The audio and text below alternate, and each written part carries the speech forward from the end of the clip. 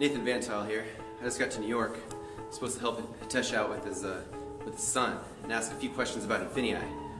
So let's go find him. I think this is the door here. It's open. Hitesh? Hang on. What the? Are you doing push-ups? I've been a part of this early on, and one thing that's been very attractive is the fact that how transparent you guys are with the entire business. So one thing that I'd like to know is what is happening with this pre-launch, if you could explain. Sure. Well, let's start with the basics. I think the most basic part is you knock before you enter somebody's room. Having said that, the first thing you have to understand is how different INFINii as a company is from a typical company. So we don't fit the typical model in many ways. And let's address what should happen in some people's minds at a pre-launch. When a typical company goes into pre-launch, what they're trying to do is get as many people in as possible, as quickly as possible, take all their money right away, and then you will slowly over time give them a reason to stick around. And I think that's a very dangerous business model. I think it leads to problems, not just in a compliance way, but it's just ethically not the right way to do business. So our aim is actually the opposite, because we aren't starting out as a nobody who doesn't have a user base. We have a very strong user base, and we are trying to restrict how many come in right in the beginning. So we had this whole concept in our mind. We're going to run with this invitation-only system. We're going to allow about 1,000 people to come in the first week, and then we'll have about 7,000 to 8,000 people the second week, and then we'll have about 20,000 to 25,000 people the third week, because it's an exponential growth. That kind of went out the water because we went live, and within 4 hours, we hit almost 1,000 people already. And that's kind of one of the things that we're being very strategic about. We don't want to just suddenly blow this out of the way.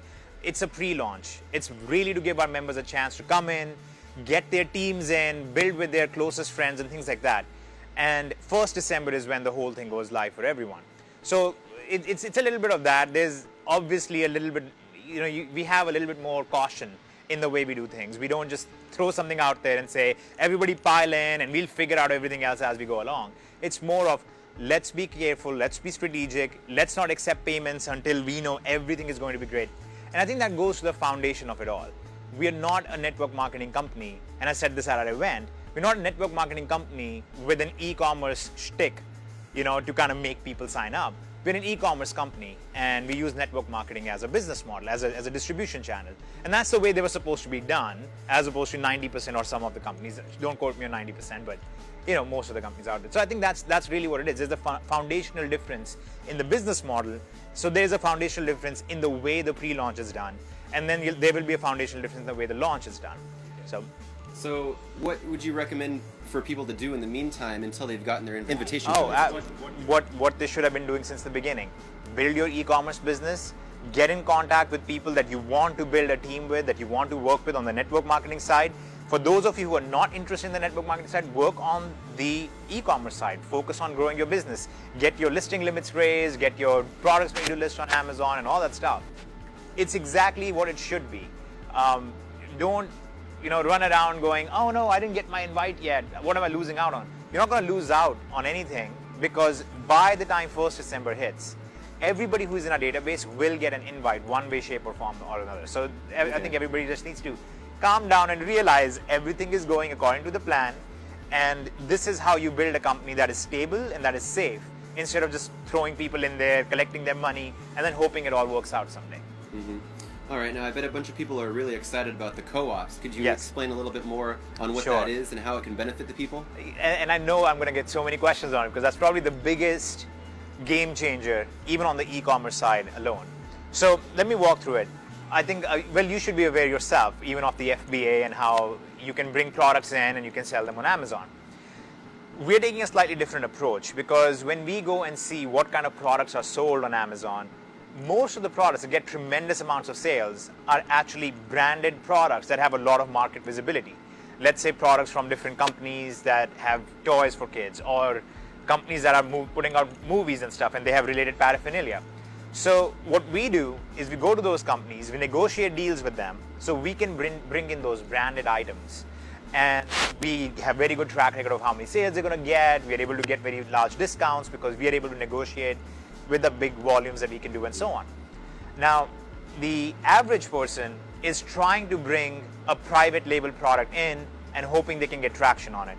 What we are doing is going after products that are already selling and just inserting ourselves in the process. And that isn't because of our user base. Our user base is pretty awesome. You're one of them, maybe one of the slightly less awesome parts, thanks to your tax advice. But in general, you are, you're a very awesome part of it. But our user base is so strong and they generate so many more sales compared to the average person on Amazon or eBay and so on. We can go in there and say, hey, listen, we will generate the sales for you, we will drive the sales for you, and our user base gets to benefit from that. On the other side, for the user, now they get to play in the big boys league, if you will, right? They get to play with the branded products. But it's very difficult for the average person to negotiate it and to fund it.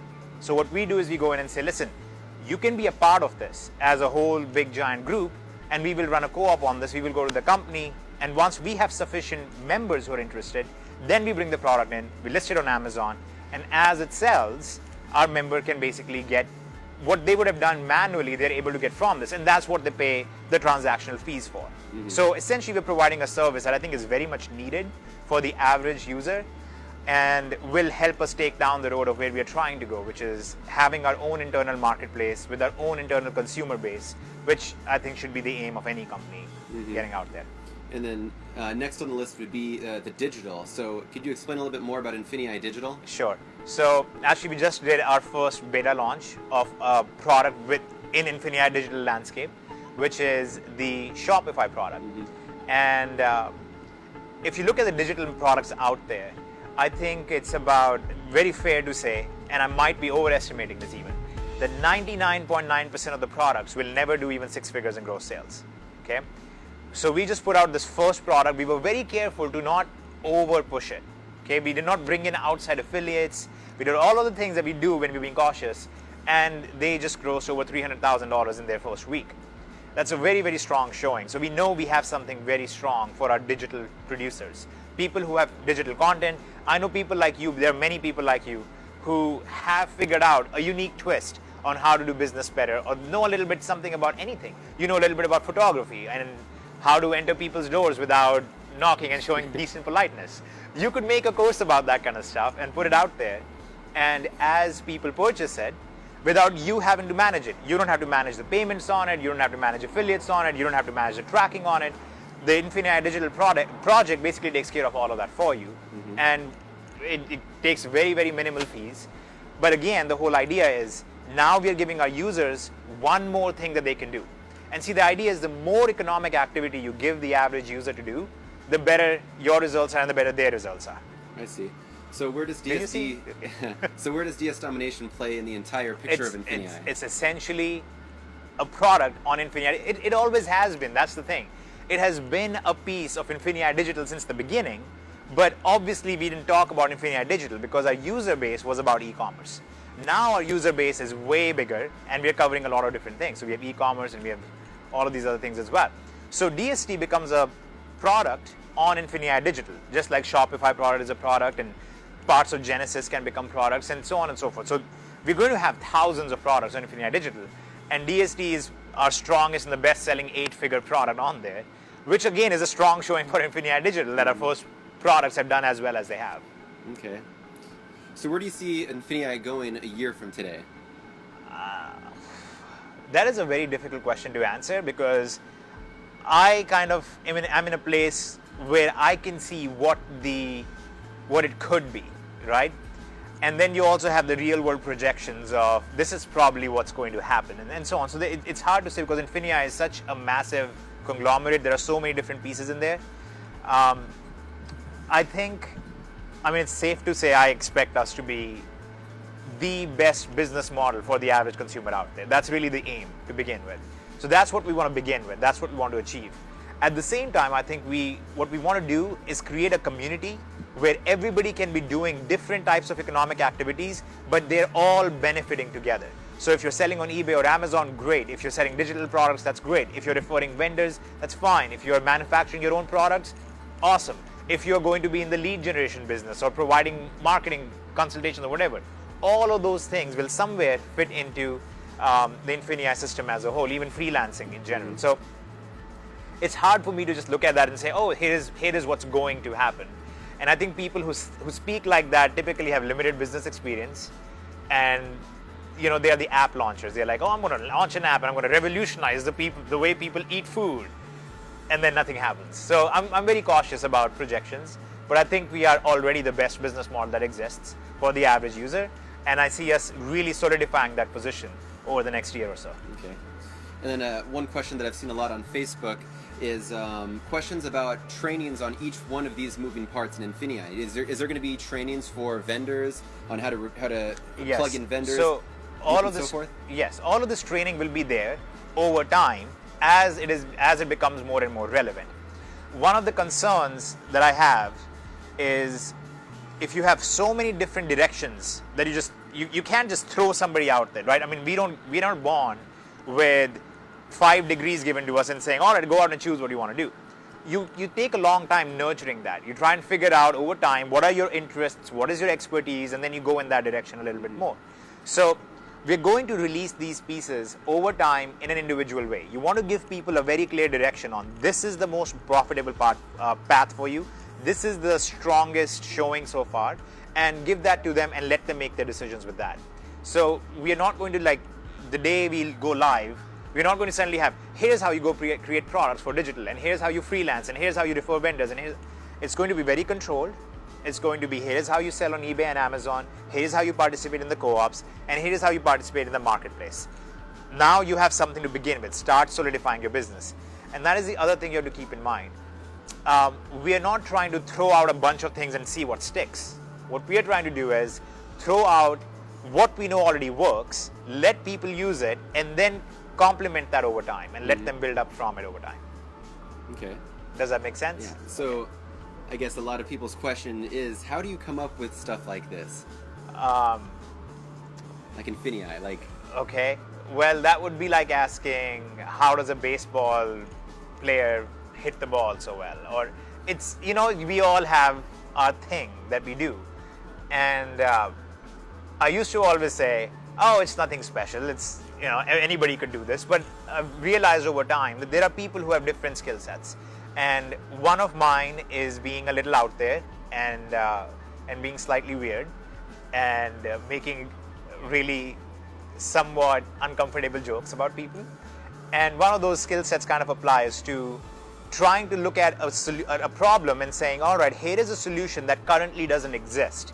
Because I think the way most business works, and that's a very good thing that most business works like that, most businesses are created to do something better, right? They look at a problem that is already being solved and they say, I can do this better. They build a better mousetrap, if you will. And I like doing that, but one of the things I really like thinking about and I really like doing is, how about building something that doesn't exist yet? And seeing how that will fit in the marketplace and so on. So I think part of it is that. The other reason why I'm able to come up with something like this is the raw data that I get to see. Most people don't get to see the kind of data that I get to see, right? So I'm able to see what users are doing. I can see on a daily basis, this is where $8 million was just generated. This is where $4 million were generated. This is how much effort this took and how much effort that took and how many people are participating in those things. So I'm able to start looking at that and going, okay, so if we move this part from here to here, this is the result we should see. And then you start doing those little experiments.